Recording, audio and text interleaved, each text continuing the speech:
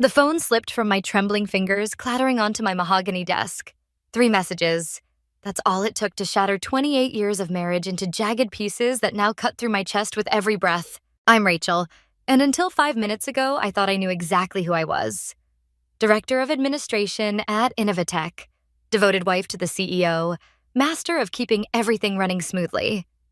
Funny how a few carelessly forgotten text messages can strip away every certainty you've built your life around. Looking forward to our private meeting later. Last night was incredible. You make me feel so alive, Mark. The texts from Jessica glowed on my husband's phone screen like toxic neon signs. He'd left it on my desk while rushing to a board meeting, asking me to forward some contracts to David. Instead, I found this. Rachel? Karen appeared in my doorway, her usually composed face creased with concern. The quarterly reports are ready for your review, and Mark's asking about those contracts. I forced my features into what I hoped was a neutral expression. Tell him I'll send them shortly. My voice sounded strange, distant, like it belonged to someone else. Are you feeling all right? You look... I'm fine. The words came out sharper than intended. Karen hesitated, then nodded and retreated, closing the door behind her. Through my office window, I could see Jessica's desk and the open workspace below. 28 years old, all sleek confidence and calculated charm. Now I understood why Mark had insisted on hiring her as executive assistant despite her lack of experience. Why he'd been working such late hours. Why he'd started wearing that new cologne. My computer pinged with an incoming email from Mark. Where are those contracts? David's waiting. I reached for my water bottle, but my hand shook so badly I knocked it over instead. Water spread across my desk, seeping into important documents. I didn't move to clean it up. Another ping, this time from Jessica. Hi, Rachel. Just wondering if we're still on for lunch tomorrow to discuss the Henderson project? The smiley face mocked me. How many lunches had we shared while she was sleeping with my husband? How many times had she smiled at me knowing? My office phone rang. David's extension. Rachel? Mark's getting antsy about those contracts. David, my voice cracked. I need to see you. Privately, it's important. A pause. Give me 5 minutes. Meet me in the 3rd floor conference room. I grabbed Mark's phone and stood up, my legs unsteady. The walk to the conference room felt like moving through molasses. Each person I passed was a potential witness to my unraveling. David was already there when I arrived, his familiar presence somehow making everything more real. I handed him the phone wordlessly, watching as he read the messages. His face darkened. He stopped himself, looking at me with a mixture of anger and pity. How long have you known? About 5 minutes. I laughed, but it sounded more like a sob. Long enough to realize every dinner he missed, every late meeting, every business trip? Rachel, I'm so sorry. I had no idea. Neither did I.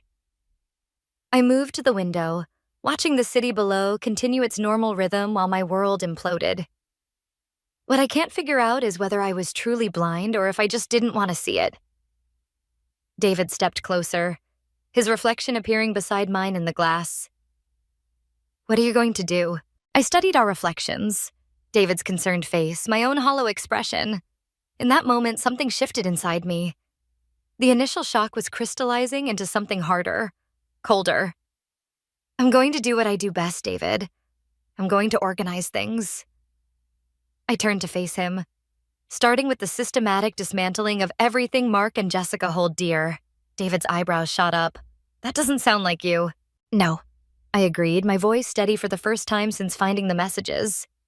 I suppose it doesn't, but then again, I'm not sure who I am anymore. Maybe it's time to find out. I used to love watching Mark get ready for work each morning.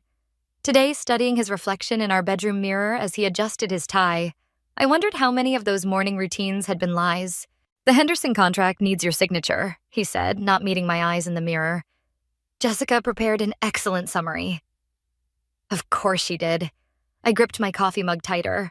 I'll review it personally before signing anything. He turned, frowning. Don't you trust my judgment? The irony almost made me laugh. Instead, I took another sip of coffee, letting the bitter taste ground me. Trust but verify. Isn't that what you always say? His phone buzzed. He checked it quickly, his expression shifting for just a fraction of a second.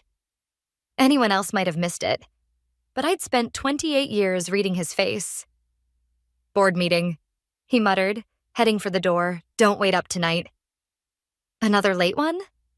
I kept my voice carefully neutral. Crucial negotiations. He paused at the doorway. You understand? I did understand. Far too well now. At the office, I found Emily waiting by my desk with 2 cups of coffee. One look at my face and she closed my office door. Spill it, she said, settling into the chair across from me. You've got that look. What look? The one you had right before you fired that embezzling accountant last year. Like you're plotting someone's murder, but in a very organized way.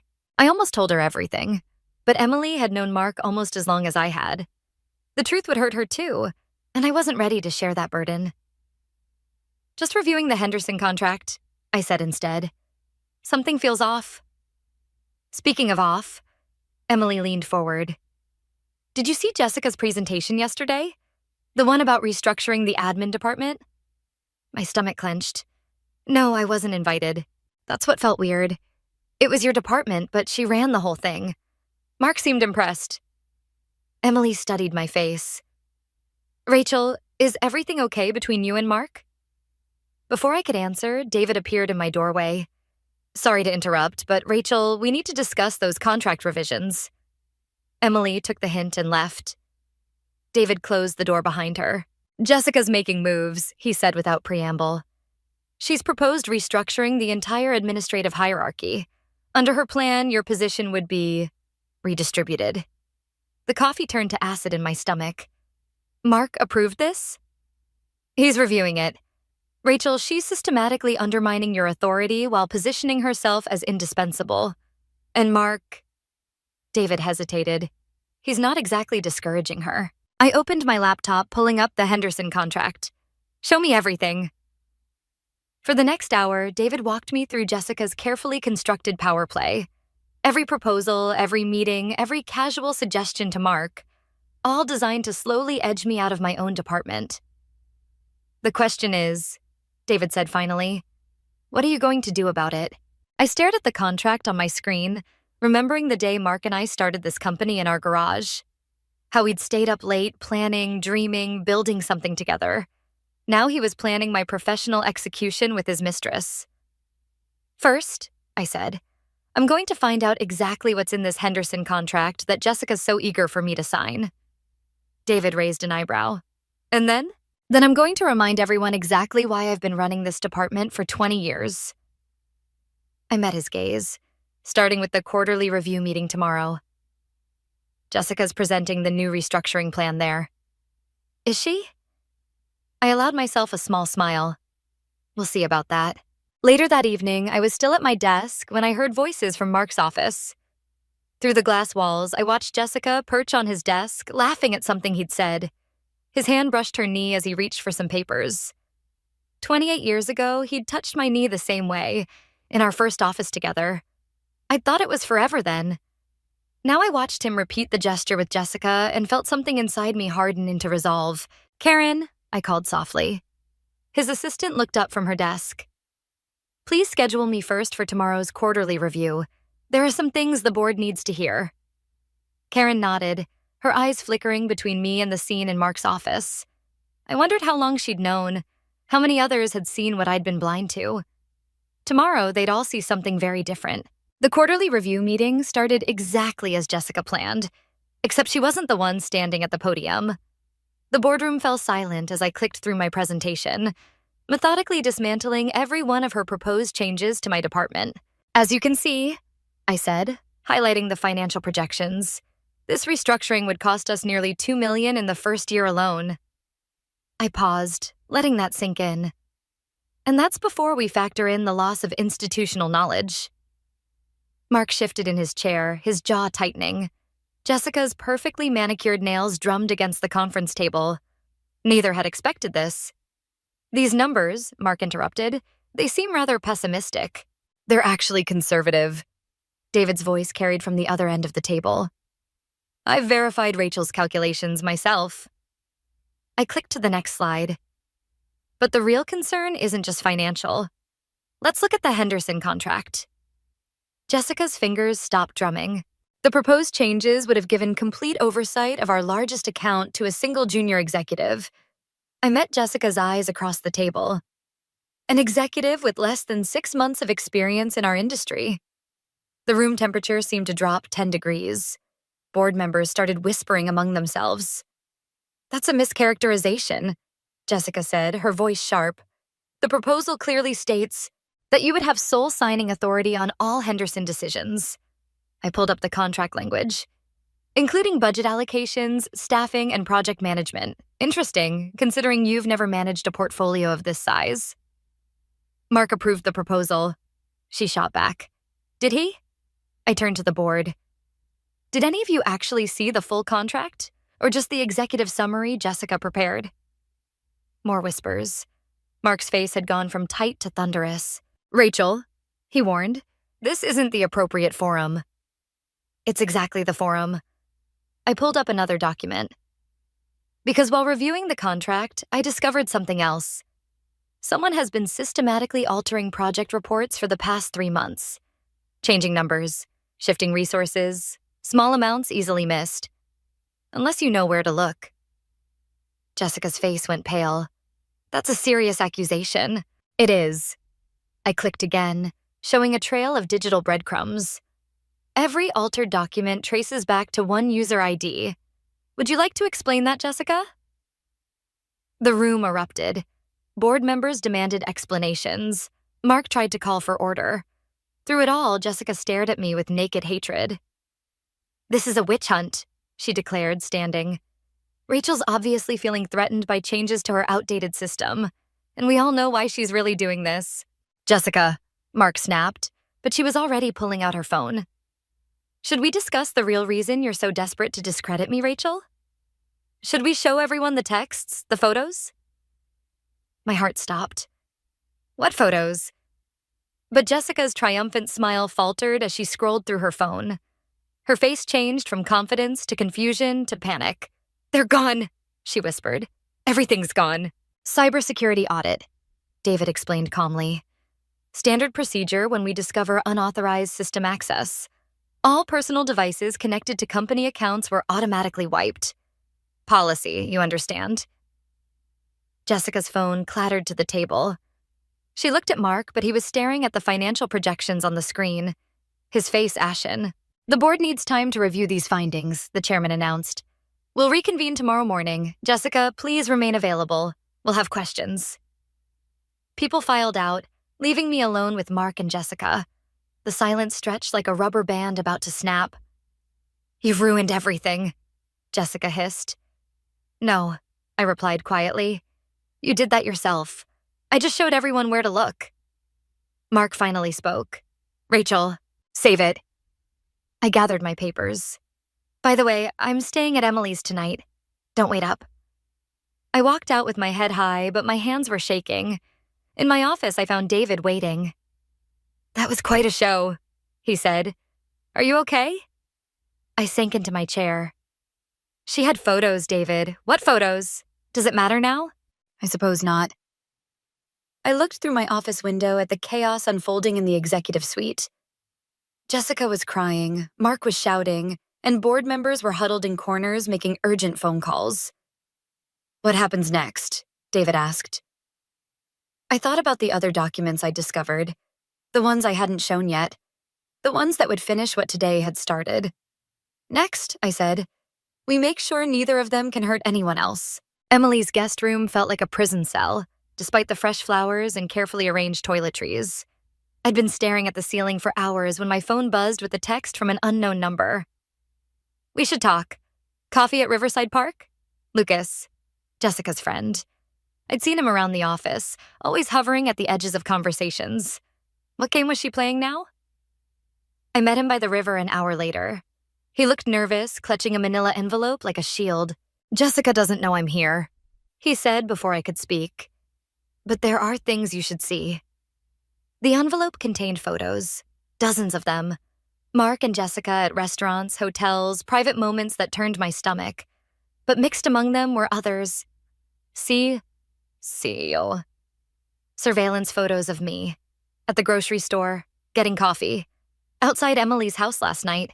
She's been having me follow you, Lucas admitted, his voice barely audible over the river's flow. Said it was for a surprise party. I believed her until yesterday's board meeting. My hands trembled as I flipped through the photos. Why are you showing me this? Because last night she asked me to doctor some of them. He wouldn't meet my eyes. Make it look like you were meeting someone. Having your own affair. A jogger passed us, her footsteps echoing on the path. I waited until she was gone before speaking. And did you? No? He shifted uncomfortably. But she'll find someone who will. Rachel, she's not who I thought she was. The things I've heard her say about you, about the company. My phone buzzed again. David. Emergency board meeting called for tomorrow morning. Mark's making moves. Lucas glanced at my phone. There's more. The Henderson contract? The real version is completely different from what she showed the board. She has offshore accounts, shell companies. Stop. I held up my hand. Don't tell me anything else. Not here. He nodded, understanding. I saved everything. Documents, recordings, the original photos. It's all on this. He slipped a USB drive across the bench. Just be careful. She's got people everywhere. Back at Emily's, I found Karen waiting in the driveway. You shouldn't be here, I said. Neither should you. She handed me a stack of papers. Mark's filing for divorce, citing abandonment and professional sabotage. He's trying to force an emergency vote to remove you from the board. My legs felt weak. He can't do that. He's CEO. He's claiming you're emotionally unstable, that yesterday's presentation was a vindictive attack. She hesitated. Jessica's backing his story. They're painting you as a jealous wife trying to destroy the company. I thought of the photos Lucas had shown me, the USB drive burning a hole in my pocket. When did we become expendable, Karen? When did loyalty stop mattering? Maybe when the Henderson deal got too big to ignore. She straightened her jacket.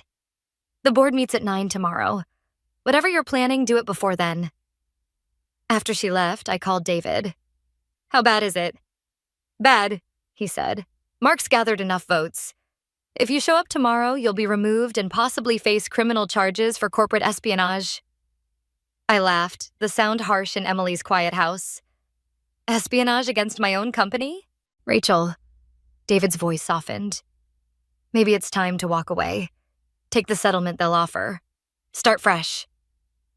I looked at my reflection in Emily's hallway mirror. The woman staring back wasn't the same one who'd discovered those text messages just days ago. She was harder now. Dangerous. Did you know? I said quietly. That when we started Innovatech, I was the one who secured our first major contract? Mark was too nervous to make the pitch. I closed the deal that built this company. I remember. Then you know I can't walk away. I pulled out the USB drive. Meet me at the office in an hour. Bring your laptop and that bottle of scotch you keep in your desk. Rachel, they want to paint me as the vindictive wife? Fine. Let's show them what vengeance really looks like. I hung up and dialed another number. Emily, I need a favor. Remember that reporter who covered your divorce? The one who specializes in corporate scandals? See if she's free for breakfast tomorrow. Tell her I have a story she might find interesting. The game had changed. They weren't just trying to push me aside anymore. They were trying to destroy me. But they'd forgotten one crucial detail. I had nothing left to lose. The USB drive's contents spilled across David's computer screen like toxic waste. Offshore accounts, forged signatures, a complex web of shell companies all leading back to the Henderson contract. Jessica's been busy, David muttered, scrolling through documents. But she couldn't have done this alone. She didn't. I pointed to a recurring signature. Mark's fingerprints are all over this. The question is, did he orchestrate it, or is she playing him too? Dawn crept through the office windows as we pieced together the scheme. The Henderson contract wasn't just about restructuring my department. It was about creating a shadow company that would siphon millions from Innovatech. David's phone buzzed. Board meeting's been moved up. 8 a.m. They're not waiting. I checked my watch. Where's Emily with that reporter? Rachel. David closed his laptop. Once we do this, there's no going back. Not for any of us. The elevator dinged. Through the glass walls, I watched Jessica stride into the office, earlier than usual. She caught my eye and smiled, all predatory confidence. My phone lit up with a text from Lucas. She knows I talked to you. Be careful. David, I said quietly, get these files to your secure server, now. Jessica appeared in the doorway. Early meeting? Just catching up on work. I kept my voice neutral. Shouldn't you be preparing for the board? Oh, I'm prepared. She leaned against the doorframe. You know, I actually admired you once. The loyal wife, the dedicated administrator, but you never understood what real ambition looks like. Is that what you call fraud? Her smile didn't waver. Interesting theory. Shame you won't get to share it with the board. She pulled out her phone. Mark just called an emergency security meeting. Apparently, someone's been accessing confidential files without authorization. They're locking down the system in 5 minutes. David's fingers flew across his keyboard. Jessica watched him with cold amusement. It's fascinating, really, she continued. How quickly people turn on each other when everything they've built is threatened. Mark told me how you used to practice your pitch in the mirror before your first big contract. How your hands would shake until he held them steady. My chest tightened. That private moment twisted into a weapon. Transfer complete, David announced. Jessica's phone buzzed. Her smile faltered slightly as she read the message. Excuse me, she said, turning sharply and walking away. She's scared, David observed. Good. I pulled out my own phone, dialing Emily. Where's that reporter? In position. But Rachel, there's something else. Karen just called. Mark's not just filing for divorce. He's pressing criminal charges. Corporate espionage, theft of intellectual property. The room tilted slightly. When? Papers are being served this morning, right after the board meeting. I ended the call, my mind racing. Through the glass, I watched Jessica talking intensely with Mark by the elevators. Other board members were arriving, their faces grim. David, I said, remember when we started Innovatech? That first year in the garage? Of course. You told me then that sometimes the best defense is a scorched earth offense. I met his eyes. Did you mean it? He studied me for a long moment. What do you need? 5 minutes alone in Mark's office. And your word that whatever happens next, you'll protect the company. Rachel. Your word, David. He nodded slowly. 5 minutes. I'll keep them distracted. I walked to Mark's office, past curious eyes and whispered conversations. The familiar space felt foreign now, tainted by memories of Jessica perched on his desk, of countless lies told within these walls. My hands didn't shake as I accessed his computer. 28 years of marriage meant I knew all his passwords, all his habits, including where he kept his private files. What I found confirmed everything, and revealed something worse. The elevator dinged again. Emily emerged with a sharp-suited woman I recognized from her byline photos. The reporter who'd exposed 3 major corporate scandals last year. My phone buzzed one final time, Lucas. Jessica's deleted everything. All the evidence is gone. I smiled, thinking of the files safely transferred to David's server, of the documents I'd just discovered on Mark's computer, of the story about to break. Not everything, I whispered and pressed send. The boardroom felt like a courtroom, with Mark at the head of the table playing both judge and executioner. The reporter's presence in the lobby downstairs was my only insurance policy, and even that felt fragile now. Before we begin, Mark announced, I want to address the elephant in the room. Rachel's recent behavior has become increasingly erratic and destructive. Jessica sat at his right hand, perfectly composed. The flash drive with her deleted evidence sat in my pocket like a burning coal. These allegations of financial misconduct are not only false, Mark continued, but they represent a disturbing pattern of personal vendettas threatening this company's stability. Interesting choice of words, I said, my voice steady despite my racing heart. Should we discuss stability, or perhaps we should talk about the Henderson contract first? Mark's jaw tightened. Rachel, this isn't the time. It's exactly the time. I pulled out my tablet, connecting it to the display screen. Everyone here has seen Jessica's version of the contract. Now let's see the real one. The screen remained black. I tapped the tablet again. Nothing. Jessica's smile widened slightly. Technical difficulties? She asked sweetly. My phone buzzed. David. Systems locked down. Can't access servers. Mark cleared his throat. While Rachel sorts out her presentation, I have some documents to share. He gestured to his assistant, who began distributing folders. These detail a pattern of unauthorized access to confidential files, manipulation of company data, and what our legal team considers corporate espionage. The board members opened their folders. I caught glimpses of carefully selected emails, meeting notes, surveillance photos, all twisted to paint me as unstable, vindictive, dangerous. Additionally, Mark continued, given Rachel's emotional state and her attempts to sabotage key company relationships, we've been forced to take legal action. A security guard appeared in the doorway. Through the glass walls, I could see others positioning themselves throughout the office. This is a temporary restraining order, Mark said, sliding a document across the table. You're to leave the premises immediately and cease all contact with Innovatech employees. The room started spinning slightly. You can't. We can and we have. Jessica's voice dripped with false sympathy. It's for your own good, Rachel. You need help. I looked at David, but he was staring at his folder, face ashen.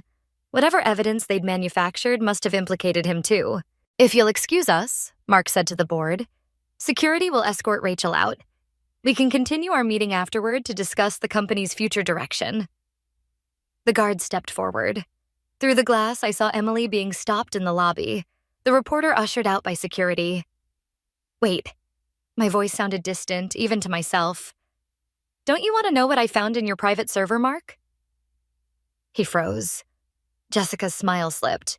The encrypted folder? I continued. The one with all the original documents showing how you and Jessica planned this? How you've been embezzling funds for months. She's delusional, Jessica snapped. This is exactly what we're talking about. I pulled out my phone, holding it up. Interesting theory. Should we call the SEC and ask them? Because I sent them everything an hour ago. Mark's face went white. You're bluffing. Am I? Check your accounts, Mark. The ones in the Caymans, they're being frozen as we speak. Jessica grabbed her laptop, fingers flying across the keyboard. After a moment, she looked up at Mark, real fear in her eyes for the first time. You little bitch, she whispered. Rachel. Mark's voice had lost its authority, turning pleading. Whatever you think you found. Board members, I interrupted. I suggest you retain independent counsel immediately. The SEC will have questions and you'll want to distance yourselves from what's coming. The room erupted into chaos. Board members demanded explanations. Jessica tried desperately to access accounts on her phone. Mark just sat there, staring at me like he'd never seen me before. The security guard touched my arm. Ma'am, I still need you to leave. I stood, gathering my things with shaking hands. Of course. I wouldn't want to be here when the FBI arrives anyway. As I walked out, David finally met my eyes. The smallest nod passed between us. He'd make sure the company survived what was coming. In the lobby, Emily waited with the reporter, both watching me expectantly. Behind me, raised voices spilled from the boardroom. My phone buzzed with messages from lawyers, federal agents, journalists. I'd won. I'd destroyed them both. So why did victory taste like ashes in my mouth? Ready? Emily asked softly. I wasn't. I never would be. But I nodded anyway and stepped into the morning light, leaving behind the wreckage of 2 decades of trust and love and lies. 3 days after the board meeting, I sat in Emily's living room watching Mark's arrest on live television. FBI agents led him out of Innovatech in handcuffs while reporters shouted questions about fraud and embezzlement. My phone buzzed. Jessica. We need to talk. Now. I found her waiting in the park where I'd met Lucas. Her designer outfit replaced by jeans and a plain sweater. She looked younger, almost vulnerable. Congratulations, she said flatly. You've destroyed everything. You did that yourself. Did I? She turned, eyes blazing. You really think you're the hero here? The wronged wife getting justice? Is there another word for what you did? Growth, ambition, evolution. She stepped closer. Mark was suffocating in the company you helped build. All those careful policies, those traditional approaches. You were holding Innovatech back. Holding him back. My laugh sounded hollow. Is that how you justified stealing millions? We were revolutionizing. You were embezzling funds through shell companies and destroying evidence. Save the corporate buzzwords for your legal defense. She pulled out her phone. Speaking of evidence, she played a recording, my voice from months ago, discussing confidential company information at a restaurant. Funny how things can be taken out of context. Go ahead, I said. Add witness intimidation to your charges. You don't get it, do you? Her composure cracked. I'm not going down alone. If I'm burning, everyone burns, including David. My blood froze. Leave him out of this. Why? He helped you set this up. His hands aren't clean either. She smiled, cruel and desperate. How do you think the board will react when they learn their new CEO was part of the conspiracy? What do you want? Recant your statement to the SEC. Say you manufactured evidence because you were jealous of Mark's relationship with me. Play the unstable wife they already think you are. Through the trees, I spotted Lucas watching us. He'd been right about Jessica all along. No, I said simply. Then You'll what? Release selective recordings? Try to frame David? I stepped closer. Go ahead, because I have something better. I pulled out my own phone, playing a video. Jessica in Mark's office the night before his arrest, frantically shredding documents and deleting files. Karen's quite good with surveillance cameras, I said quietly. And unlike your recordings, this footage is already with the FBI. Her face went pale. You're bluffing. Like you bluffed about those photos you had Lucas take? The ones you were going to doctor? I watched the realization hit her. He gave me everything, Jessica.